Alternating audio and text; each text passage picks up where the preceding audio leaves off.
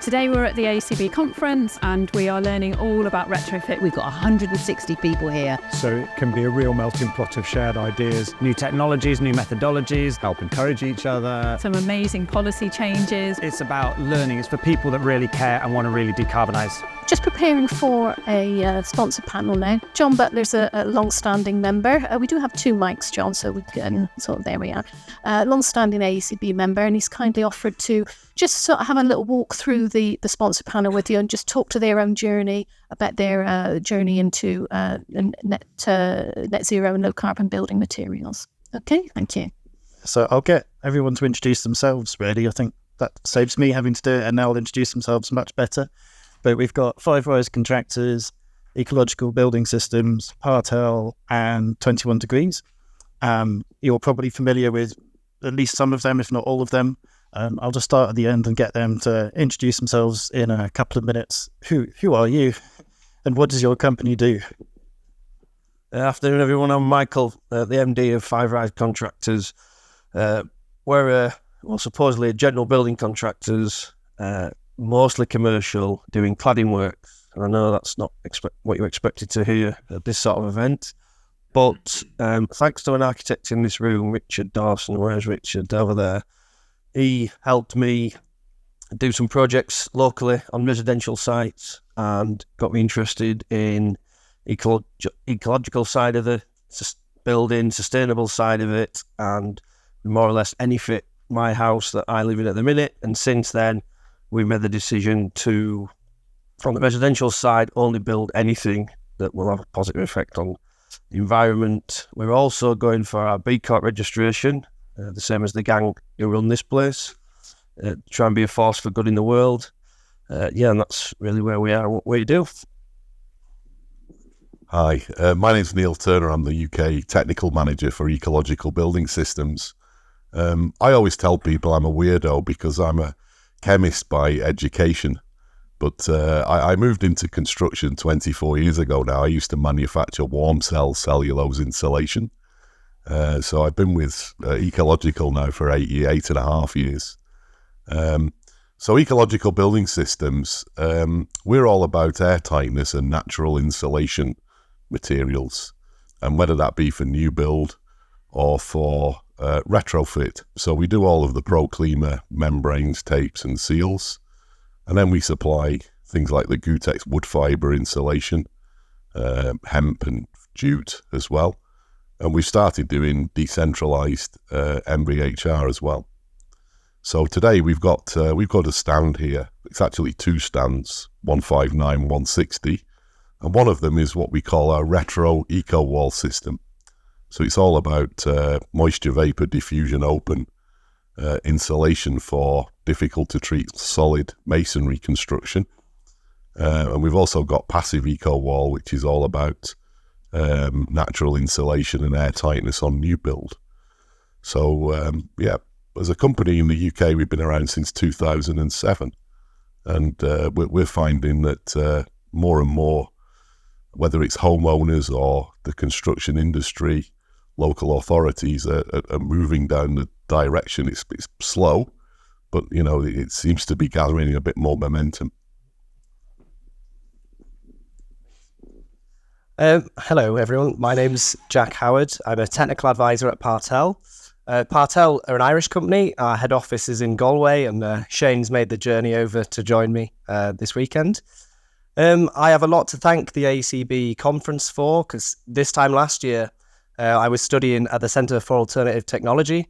I met Partel here, and the rest is history, I guess. So Partel work in air tightness, breather membranes, tapes, structural insulation, and decentralised ventilation systems as well. Thanks, Jack. Andy Mitchell from 21 Degrees, formerly and very proudly Green Building Store. Work with a great team, two of which are at the back at our table, Luke and Paul, and another friend of ours, Mike, is over on the main stand in the main area. Do have a chat with them later. Primarily, we deliver the core products that deliver performance building, and we've also started working much more closely with our sister company, Green Building Renewables, so we can provide a renewables package as well. Principally, we're interested in the outcome For those of you who read the stuff in Passive House Trust, a conservative estimate is that all new builds require about 60% more energy than at the design stage. Sure, it comes as a great shock for many of you in the room. So building regs doesn't obviously guarantee performance. We're passionate about trying to change that. So we're dead keen basically on working with you to help make sure that the products that you specify actually deliver the performance of the whole building that you need. Good afternoon, everybody. My name is Ben Williams. I'm the Managing Director of Magmatech Limited. We supply the Teplo range of low conductivity wall ties. I didn't know I was going to be on this stage, so possibly I didn't read all my emails right to the end. So that's a classic lesson in life. But if you do send me an email, I will read it to the end. So just wanted to say thank you really for spending time with the exhibitors. I find this group incredibly inspiring and the work that you do absolutely fantastic. And it has been amazing to be involved in the AECB for a number of years now. So any questions about wall ties, let me know. Otherwise, I'll hand you back.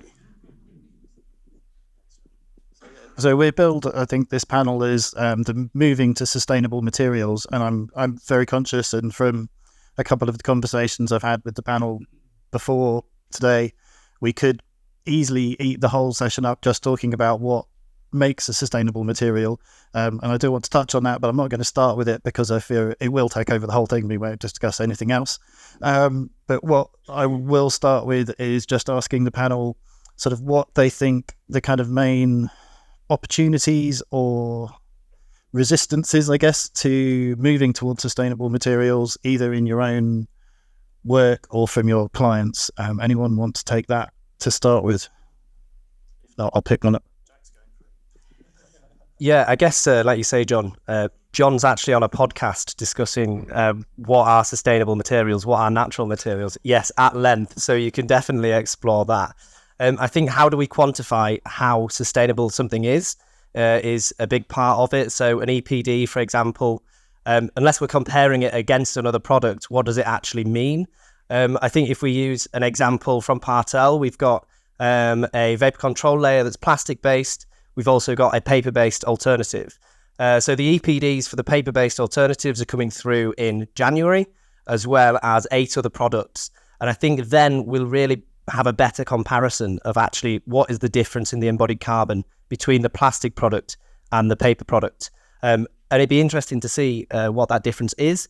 I think when we're thinking about air tightness in a building and we're thinking about the embodied carbon in a membrane and the materials associated with that, compared to the impact it can actually have on heat loss, the way up, I think, is definitely worth doing the air tightness in that case.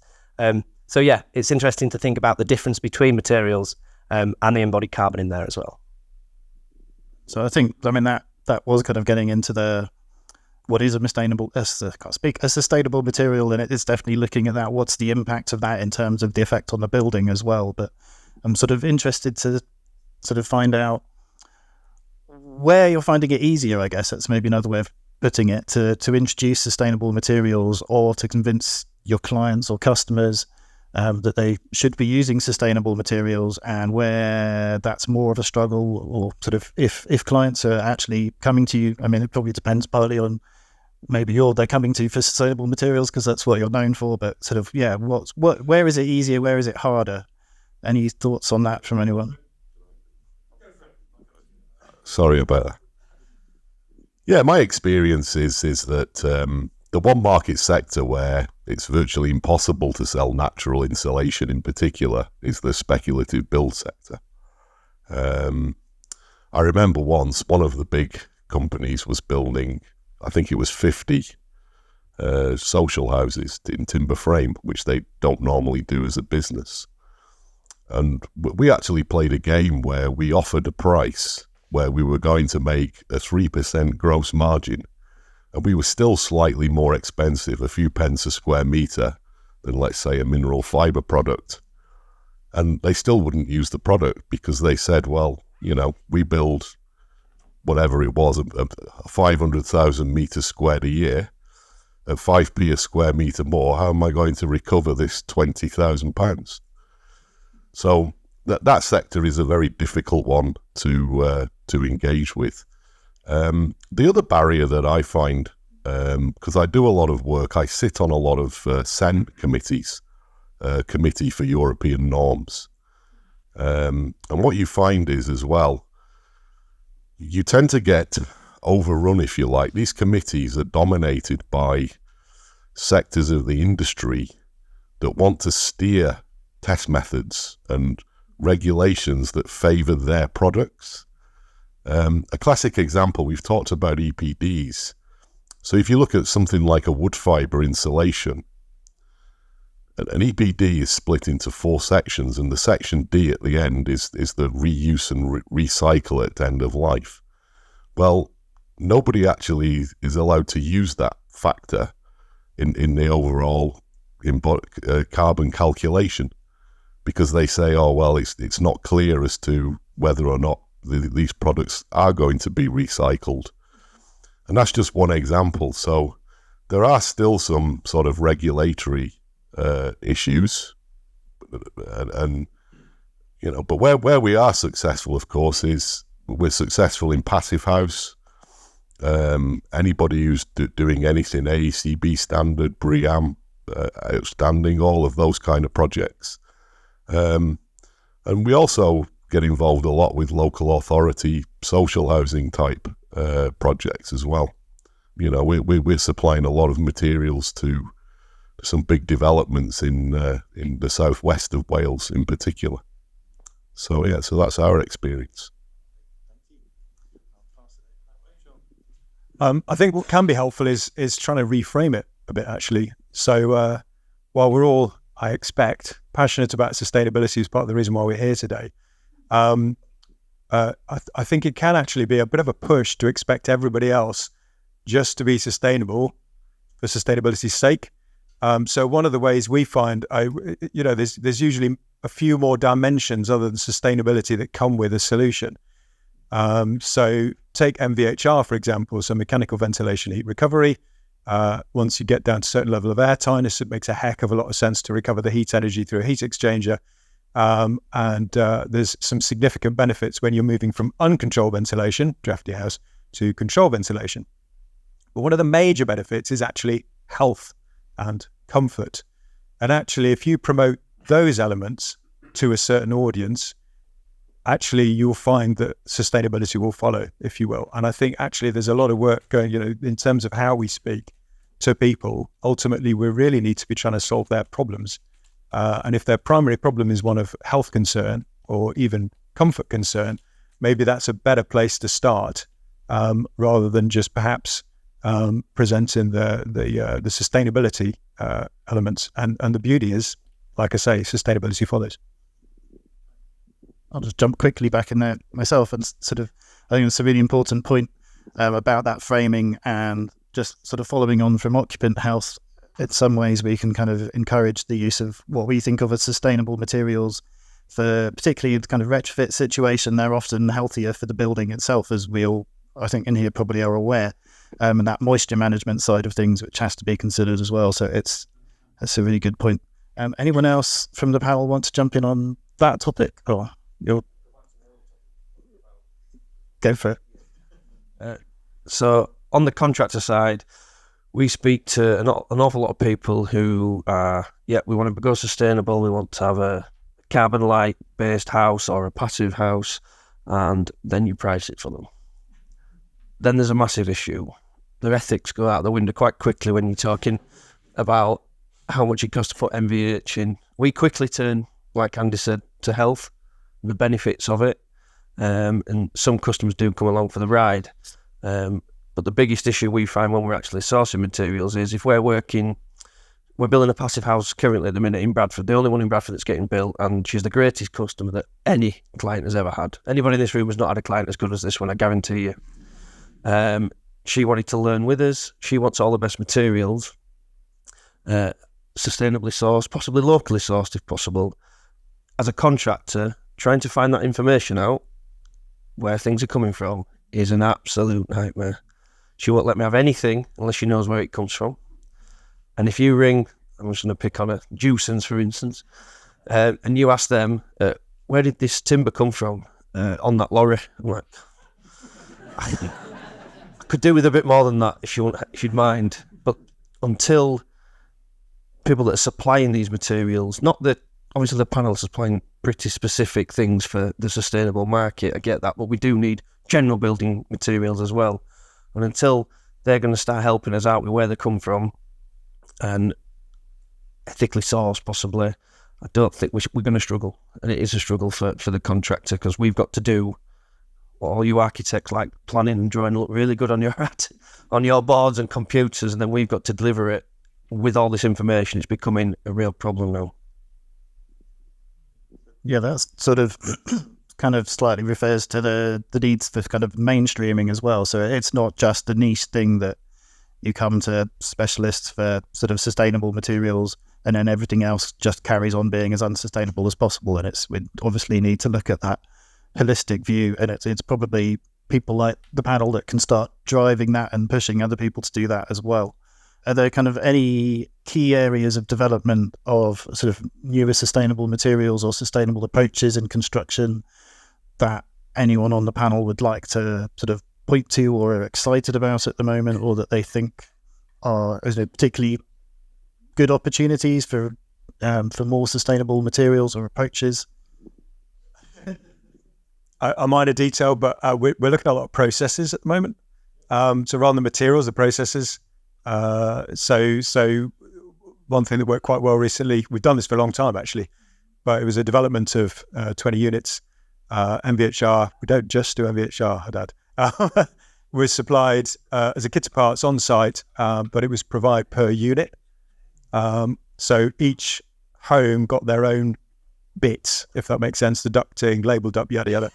That made a huge difference for the fitting, speed of fitting, efficiency of fitting, less waste, more sustainable. So there's a lot of elements like that we're looking across the business now at the moment, where actually you're reducing the waste particularly, you're increasing speed, things are more accurately fitted, the wrong parts, right place, all that sort of stuff. And that actually has quite a significant impact, we've found. Anyone else got any thoughts along this? So just on that, with going back to the passive house we're building at the minute, timber frame companies built that for us, and we've had to change an awful lot of things with what they've done. It's probably added so much time, and the materials we've used is, well, I wouldn't like to show you the skip bills we've got for that. We do use companies that sort, by the way. That's what we do. So we're changing the process of what we're doing. So we may get a timber frame company to provide the timber frame still, but we won't let them finish to this in installing things like service voids and things like that, because there's little things that we've changed on windows. We had some 21 degrees windows fitted, which have been absolutely fantastic. But when the timber frame company installed the service panels, they done it right to the end of the window. If it sounds silly, but if they moved it over 10 mil, it'd have saved 2 days' work. And the timber that came off the nails, I know it's silly, but even down to the nails and screws that we're using. I mean, if we're going to try and do what Five Rise are going to do and the growth, even saving money on nails is a big effort for and if that's across the whole of the sector, we can really change stuff. One of the key sort of questions we usually get is, in terms of sustainable natural materials, is longevity. Will I install these materials and then will they fall apart within 5 years? So we do a lot of work, sort of promoting. A lot of the suppliers that we work with have got rigs that they've had installed for 30 plus years. I know the first kind of natural insulations was started to be used in about 1982 in Britain. And I've been to quite a few buildings from sort of, installed in the 80s. And I think it's a key message that we have to get better at in sort of extolling the longevity of these products as well. Yeah, I would add, actually, I have met the client that Michael's talking about, and she is adorable and delightful. and it's great, actually. On that project, that's in Bradford. I'm based in Leeds. you guys in Huddersfield, so quite a northern cohort on that one. But I guess it's not about the materials so much, it's about the install. And actually, I think what is encouraging is that we're doing contractor training now. I know Ecological doing the same thing, and we're seeing the numbers of these things like increasing. People are recognizing that they actually need to get on board with this. And I think, like you touched on there, Neil, you could have the best materials in the world. If they're not installed correctly, it's just not going to work. So it's really encouraging seeing contractors getting behind it as well. Yeah, those are all really interesting points, and I like that it sort of suddenly led into training, which wasn't on my list to talk about, but I think it's really important, and it is key to, as you've all said, really getting those materials used in a way that is long lasting. If they're not installed in a way that they'll last long and that the building performs well for a long time, arguably that's not sustainable regardless of what the materials are. There goes my phone. So sort of anyone wants to add anything on the kind of training side of things, or how you can use training to ensure that higher quality of install? I don't know. Thanks for bringing me in. So not on the training, but just to a little bit about the last point. One area is probably product testing, certification and quality control. So I think there's a little bit of an issue with the BBA, I would say. They're obviously got a lot of work to do at the moment, and regulation is changing fast and they're responding to that. They're probably massively understaffed. Their turnover is absolutely massive. So you're talking with a project manager on a product which is quite specific, and then that person leaves, and then you start the process all over again. So the timelines are huge, and that is a bit of a bottleneck for innovation. So if you take an example, let's say you have a new product which is developed with a recycled material, they'll be pretty suspicious of that from the start, because they'll say, well, what's the variance in quality on your raw material? And okay, you say you're using, let's use the example of recycled bottles. They would say, well, that is not a homogeneous material. You're going to be penalized by a very aggressive test program, which is probably good, or they'll just say, we don't know how to test it. So I think that is a bit of an issue for innovation. Agreed. I'll throw in the training thing. So important. I mean, it's off the charts, I think, important. There's so many challenges in the industry when it comes to actually delivering stuff. The number of times that we go to site and we find that what's been installed has been rather badly installed, and that's just a clear training issue. The other problem is actually the government policies aren't helping. So for those who do or don't know, so heat pump specification doesn't take account of any heat gains. So if you've got solar gain, us in the room gain, MVHR gain, whatever, it's not taken account. Okay, therefore the heat pump is mis-spec'd. It ends up being a more costly unit. It costs more to run because heat pumps want to work at their max to try and get their efficiencies down. The list kind of goes on, and the reality is actually we've taken a bit of a jump, and we're going to be opening a training centre in Daventry towards the end of the year, because we just the no criticism for anybody who's coming through, but the lack of training with the guys is just shocking, and we need to raise that bar. So big one training. Yeah. Thank you. So I know the NMIC course got put up on one of the slides in the presentation before. Lots of our operatives have done that course, but I used to teach in FE, so our policy is when you're doing that, your PQQs to work for us, if you don't have an apprentice or an adult learner, we don't use you unless you're extremely niche. So we've got 5 apprentices, right from a higher apprentice in civil engineering to Leeds College of Building. We've got them at Craven College and things all local to us, and not one of them discuss anything to do with anything that's been mentioned today.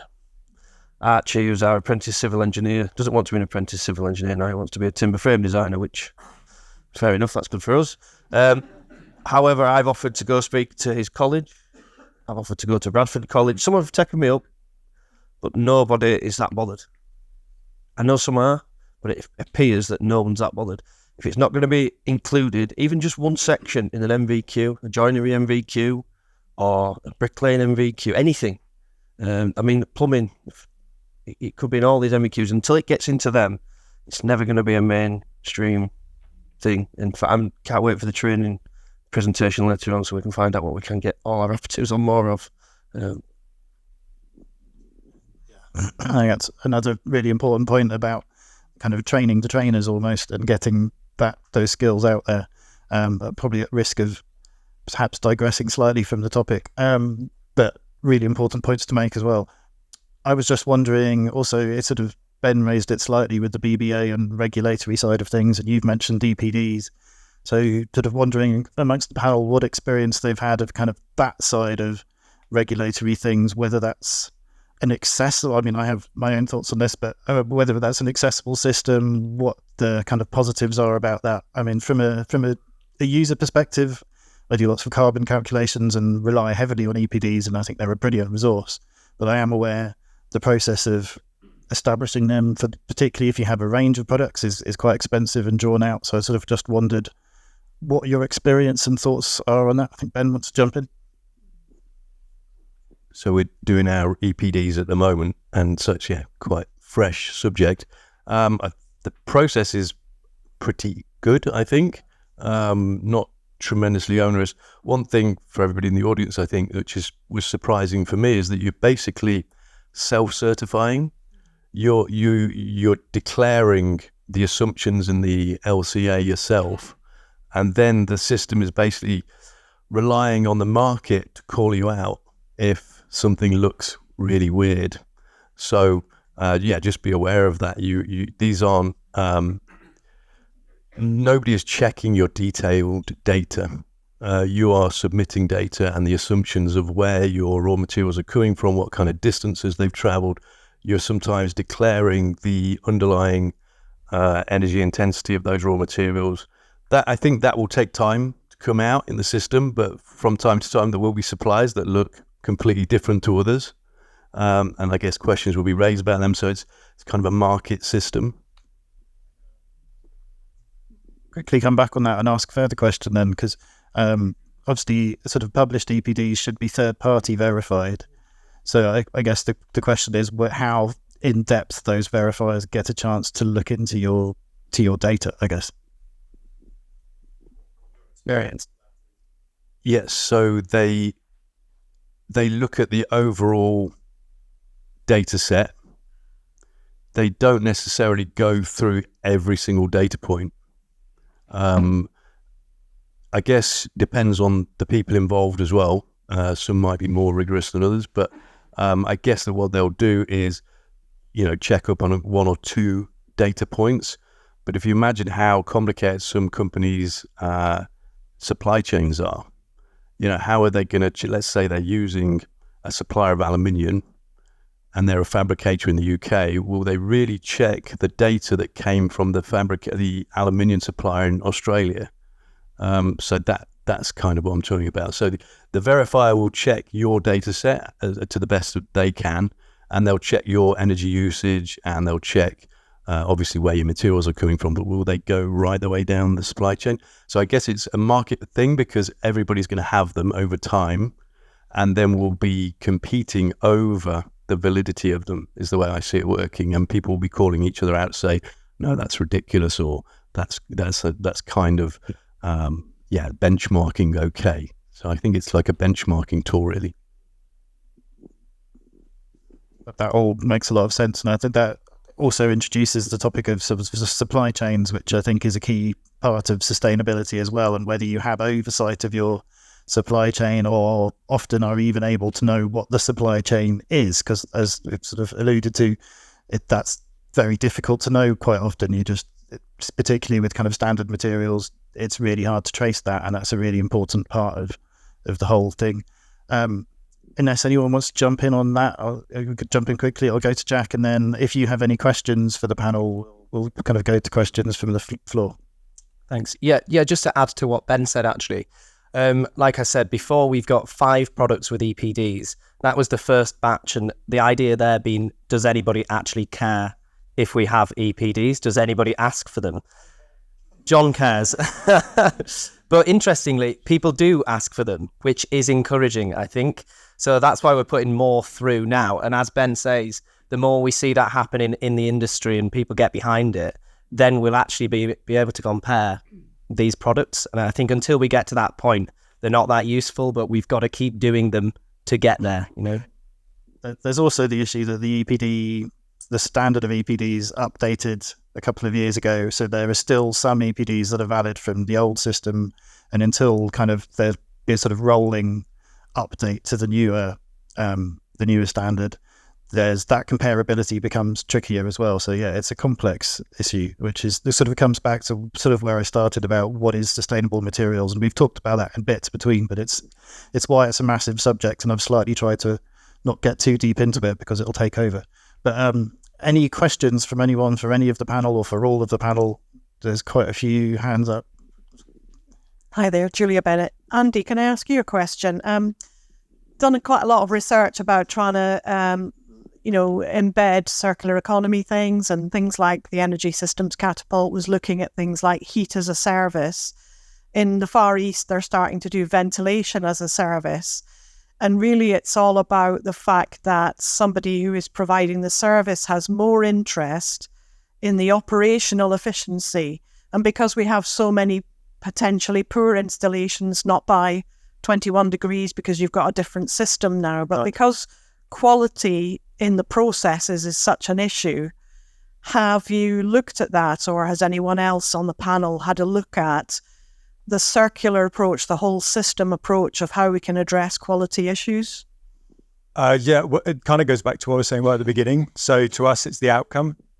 So we're just constantly looking at how we can best ensure the outcome, so it's kind of with most of the stuff that we're supplying, we're able to go at the end and check actually that it's worked properly. But also we found that more and more we're actually just installing, as well as specifying, designing, supplying and commissioning. Now we're actually saying, okay, we're just going to have to install because it's almost the only way at the moment to ensure that level of quality is maintained. Does that answer your question? Sort of. Right. The thing about ventilation as a service or heat as a service is that you actually had a relationship beyond checking the installation.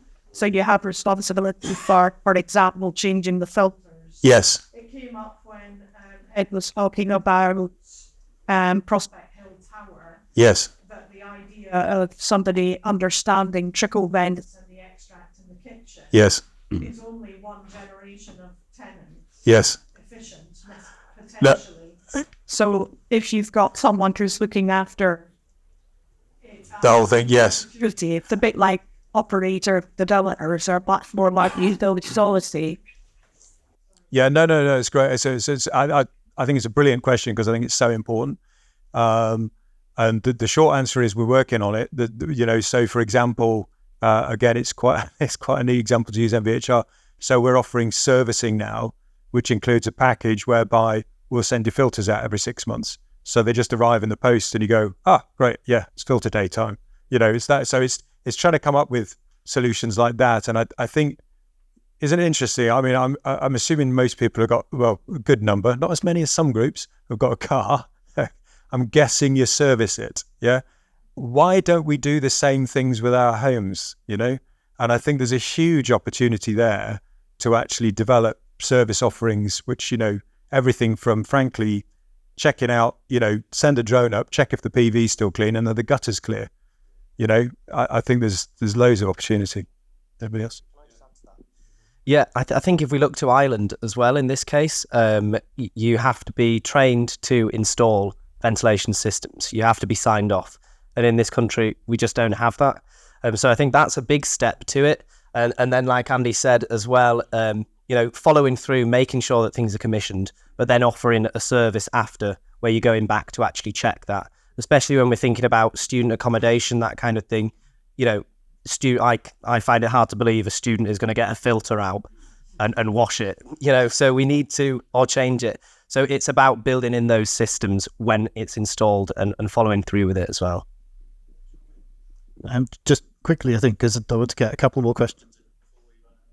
So yeah, just going back, we've been on the passive house in Bradford. Now, she won't mind me saying she's 80 years old, is Gilly. And her words, I'm not here for much longer.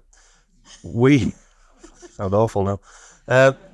We have a fear that when Gilly has learnt the house, that when she sells it on, it's not really going to be a passive house anymore because people will not use it as it should be.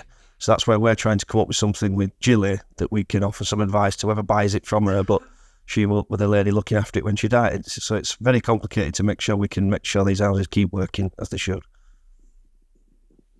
Great. Hi, I'm Elle George here representing Indie Nature. We manufacture hemp-based insulation products.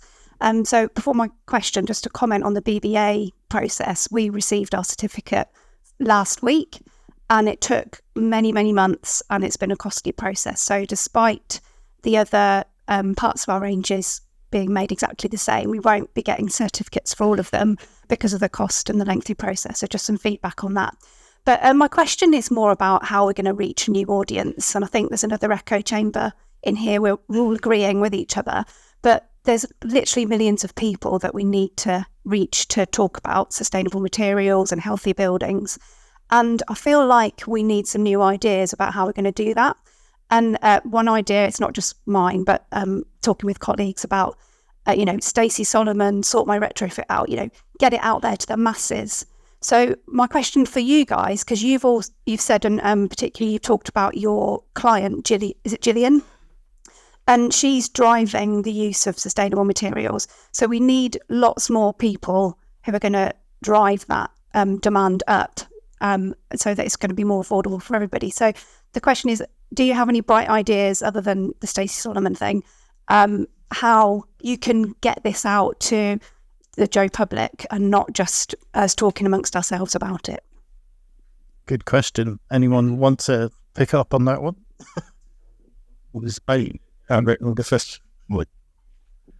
I think the standards are massive. So, yeah, you've just got to hope that standards go in your direction. And I think if you've got a great product and it's based on improving performance in operation or over the course of the life of the building, then yeah, we're all going to be. That's not going to go in reverse. We don't uninvent the seatbelt. We are on a course of action going in that direction. That is inevitable. So you just, in a big picture thing, we just have to hope that standards go at a decent speed, I guess. And I think supporting organisations like the AECB is a massive part of that. So. You're doing well by being here. Very true. I agree with your point about echo chamber. I think that can be very dangerous. I think the key is, one of the keys is plenty. I certainly agree the whole point of reframing is really important. It kind of fits in with something mentioned earlier. I think right at the beginning, actually, with our talk on the Retrofit Hub, I've forgotten exactly the phrase. I actually wrote it down because I thought it was quite powerful, which is, the reality is we're humans, very adaptable. Okay, fantastic. Right, really allows us to do lots of great stuff. Problem, we put up with a lot of crap because we just adapt to the crap. Okay, I think this is more probably prevalent in housing than anything else. We just put up with a load of rubbish. But I think that's partly because, and this was the statement, or roughly the statement that was made earlier, we don't know what's possible. Okay, we don't realise that actually our living environment could be dramatically different than what a lot of us are used to. And I think a message like that, and actually there's loads of different ways you can send it out. Doesn't have to be, it can be comfort, can be health, can be energy. There's lots of different facets. I think pushing that out as a message could help. I appreciate it's quite a general answer, but. Thank you. I think there's another one over here. Thank you. So just a very quick comment on that. I think I sort of touched on it earlier, but I'm slightly obsessed with the idea. I don't quite know how to pull it off yet, but that we need to get training on all the things that we're discussing into normal construction education, not just into specialist, this is a sustainable building course. And I think that will be a key part of getting things furthered, but I don't know how to do that yet. Thanks. Question possibly for Andy. If I was to buy a window, do I buy a timber window with water-based paint which I'll have to repaint a bit, or one with AECB, which has got a higher EPD? Good question. I'm going to make you tie in sustainability. No, I'm going to make you tie in sustainability to that as well. Great question. Honestly, I'd go for the former on a personal level. We do an alley-clad window.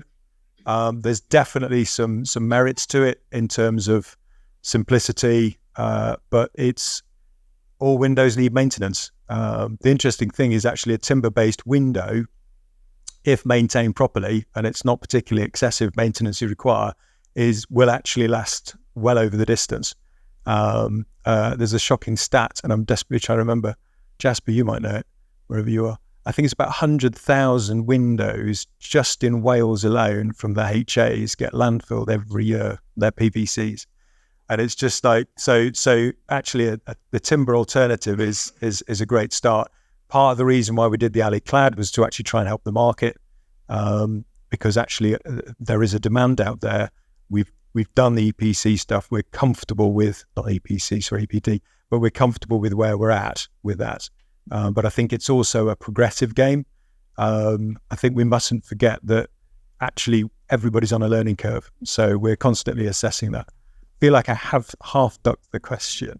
So I'm not trying to, but it's a challenging response. Does that help? Okay. Thanks very much. We've just got time to take one more question.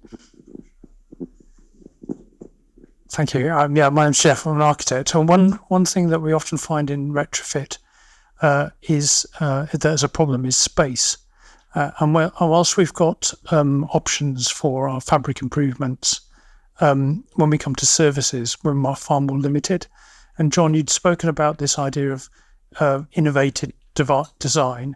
We've seen a lot of innovation in hot water cylinders and heat pumps connected to them, and or battery type water storage, those sorts of solutions. But in MVHR especially, if we ignore for the moment decentralized MVHR, will a panel, do you think maybe, and this might affect some of you more than others, but are we going to continue to see more innovation in the innovative positions of putting heat pumps, or the sizing of MVHR units?